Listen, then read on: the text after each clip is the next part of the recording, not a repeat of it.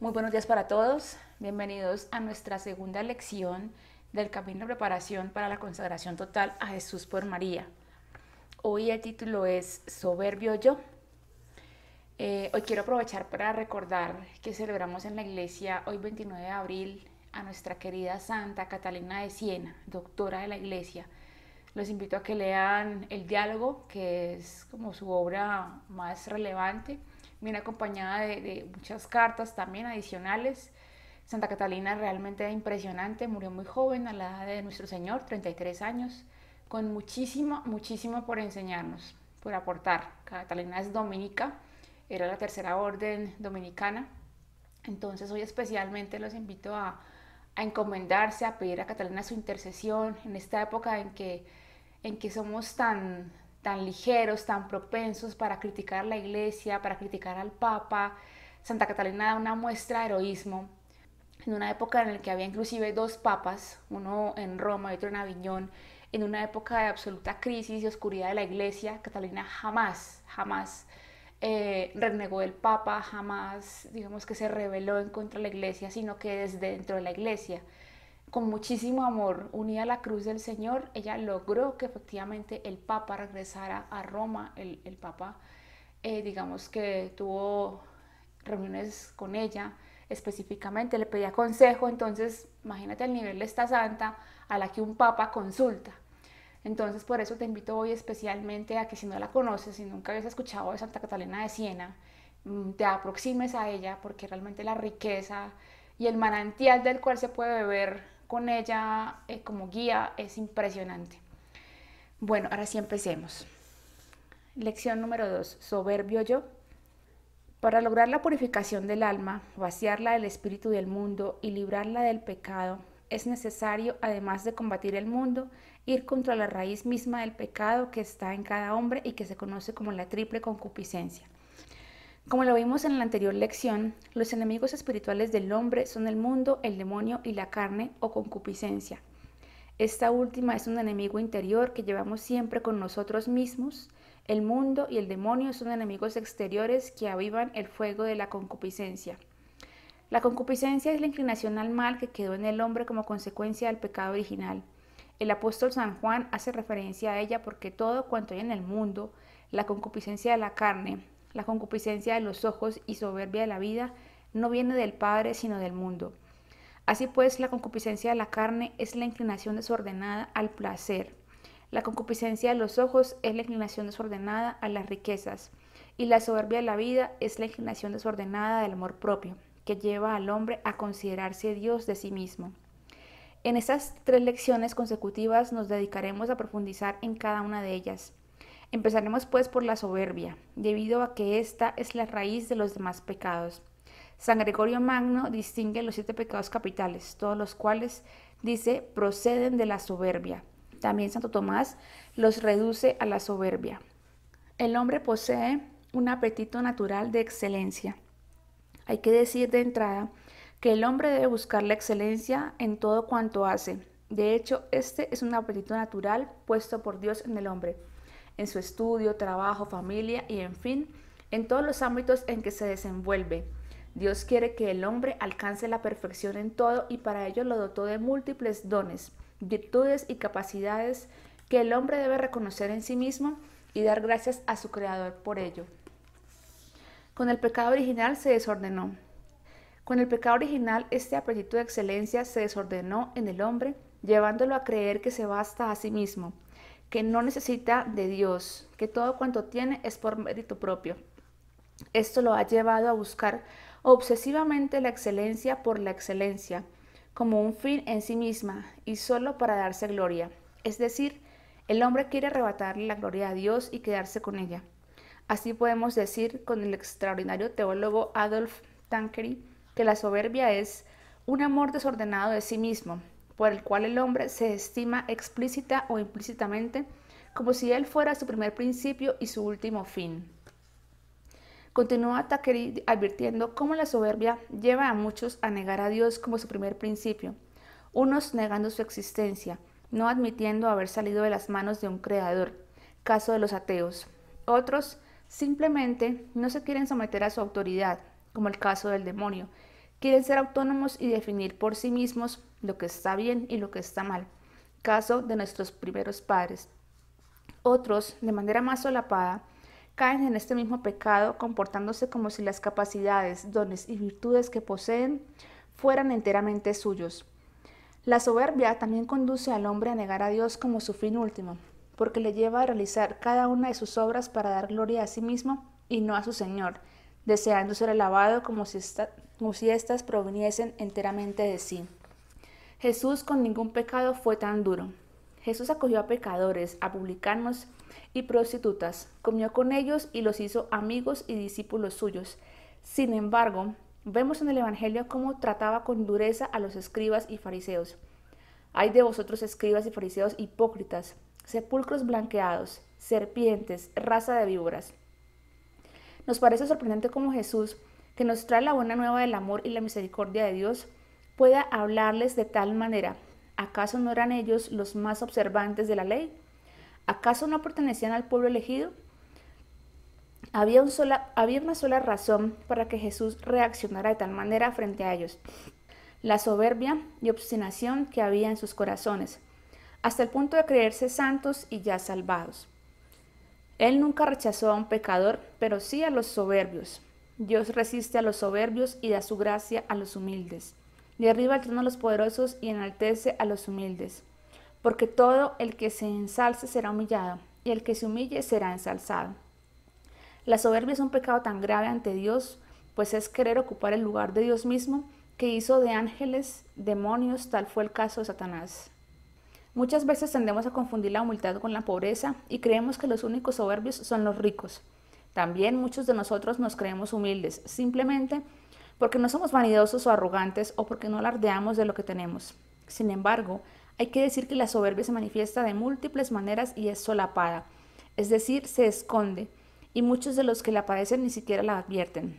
Por ello, es necesario hacer un intento de descripción del espíritu soberbio para examinarnos al respecto. A. El soberbio es egoísta, egocéntrico, es decir, primero yo, segundo yo, tercero yo. Siempre está hablando de sí mismo. Yo quiero, yo pienso, yo tengo. Quiere que le den, ser amado y no da. Quiere ser servido y no servir. Es posesivo, mi cuarto, mis cosas, lo mío. Vive para sí, para procurarse placeres e individualista y por tanto termina solo. El humilde, en cambio, vive para los demás. Se dona, se entrega y se hace servidor de todos, y por ello el humilde todos lo quieren. B. El soberbio se cree muy bueno. No reconoce sus errores. La culpa siempre la tiene el otro. Cree que no tiene nada que cambiar. Yo no mato, yo no robo. Este retiro no es para mí. No reconoce sus pecados. ¿Por qué me voy a confesar con un cura más pecador que yo?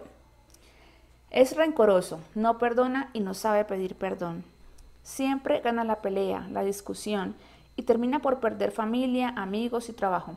La soberbia no deja sino desastres y pérdidas. El humilde, en cambio, cede y gana más. El soberbio se enoja cuando no consigue lo que quiere. C. El soberbio siempre quiere tener la razón. Levanta la voz, se impone. Cree que se las sabe todas. Es un racionalista que todo lo pone en duda. Hace preguntas para cuestionar. Se atreve a negar a Dios porque no le cabe en su cabeza. Pretende someterlo a una prueba de laboratorio. D. El soberbio no obedece. Es rebelde. A mí nadie me manda. No obedece ni la ley de Dios ni a sus superiores. Yo sé lo que me conviene. No escucha consejos y acaba mal. E. El soberbio se cree mejor que los demás. Siempre quiere ser el primero. No acepta las derrotas. Es impaciente y grosero. Trata a los demás con desprecio, humilla a sus empleados, mira con desprecio a los pobres e indigentes. Se cree más por su riqueza, belleza e inteligencia. Busca siempre la comodidad, los lujos.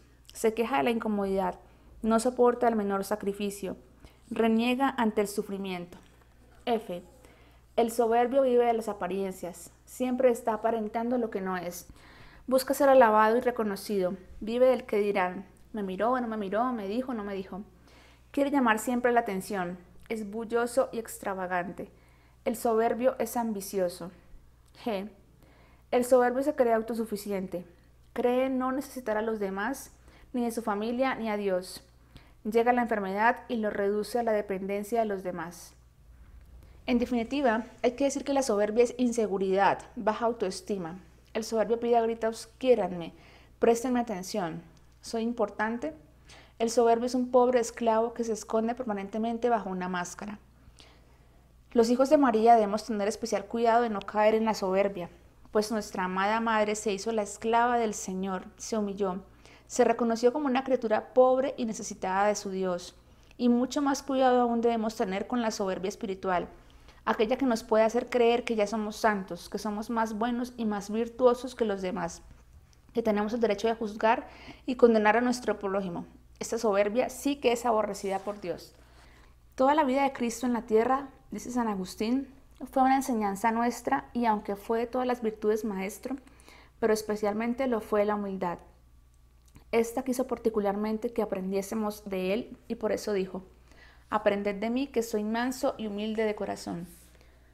Cristo nunca dijo a sus discípulos: aprended de mí a predicar, a hacer milagros, a sanar a enfermos, a expulsar demonios. Sin embargo, sí les exhortó a aprender de su humildad, y esto nos muestra la excelencia y grandeza de esta virtud, y quiso enseñárnosla no solo de la palabra, sino ante todo de obra. En esta misma línea, San Basilio hace un recorrido por la vida de Cristo, mostrando cómo todas sus obras enseñan esta gran virtud. Quiso, dice, nacer de madre pobre en un pobre portal y en un pobre pesebre, y ser envuelto en unos pobres pañales. Quiso ser circuncidado como pecador, huir a Egipto como flaco y ser bautizado entre pecadores y publicanos como uno de ellos. Después, en el decurso de su vida, quierenle honrar y levantar por rey, y escóndese, y al fin de su vida, para dejarnos más encomendada esta virtud como en testamento y última voluntad, la confirmó con aquel maravilloso ejemplo de lavar los pies a sus discípulos, y con aquella muerte tan afrentosa en la cruz. Al humilde nada le quita la paz, vive tranquilo, en paz con todos, se acomoda a todo, lo disfruta todo. El humilde perdona, es servicial, reconoce sus errores y los enmienda, aprende de los demás, cede ante las peleas, vive de cara a Dios y así puede ser feliz. Él sabe que no es más porque le alaben ni menos porque le critiquen, sabe que vale lo que vale ante Dios. La humildad, pues, es reconocerse pobre y necesitado de Dios y de los hermanos. Es reconocer que nada soy, nada tengo, nada valgo, soy un pecador. María y la humildad. Mientras que Satanás cayó por su soberbia, María fue exaltada y coronada como reina del universo por su humildad. Ella se hizo la humilde esclava del Señor, supo hacerse pequeña y reconocer las grandezas que Dios obró en ella. Se hizo la servidora de los demás, supo aceptar con amor el sufrimiento y perdonar a quienes crucificaron a su Hijo. Nuestra Madre ha de ser, pues, nuestro modelo y nuestra ayuda para alcanzar esta preciosa virtud. Bueno, la práctica de hoy es rezar las letanías de la humildad durante una semana, implorando a Dios la virtud de la humildad tan necesaria para alcanzar la santidad. Vamos a leerlas, que están acá en la página 429 del libro. Letanías de la humildad. Jesús, manso y humilde de corazón, óyeme. Del deseo de ser lisonjeado, líbrame, Jesús. Del deseo de ser alabado, líbrame, Jesús. Del deseo de ser honrado, líbrame, Jesús. Del deseo de ser aplaudido, líbrame, Jesús. Del deseo de ser preferido a todos, líbrame, Jesús. Del deseo de ser consultado, líbrame, Jesús.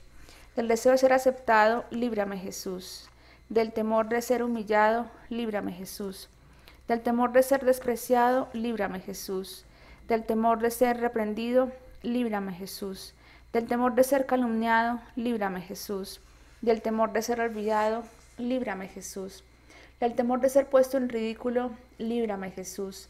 Del temor de ser injuriado, líbrame, Jesús. Del temor de ser juzgado con malicia, líbrame, Jesús. Que otros sean más estimados que yo. Jesús, dame la gracia de desearlo. Que otros crezcan en la opinión del mundo y yo me eclipse. Jesús, dame la gracia de desearlo. Que otros sean alabados y de mí no se haga caso. Jesús, dame la gracia de desearlo.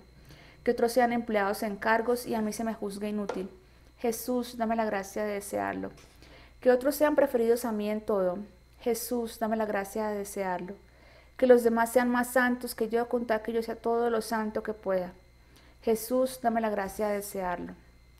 Oh Jesús, que siendo Dios te humillaste hasta la muerte y muerte de cruz, para ser ejemplo perenne que confunda nuestro orgullo y amor propio. Concédenos la gracia de aprender y practicar tu ejemplo, para que humillándonos como corresponde a nuestra miseria aquí en la tierra, podamos ser ensalzados hasta gozar eternamente de ti en el cielo. Amén. Bueno, aquí concluimos la lectura del día de hoy, esta segunda lección. Gracias a todos por acompañarme. Dios los bendiga. En el nombre del Padre, del Hijo, del Espíritu Santo. Amén.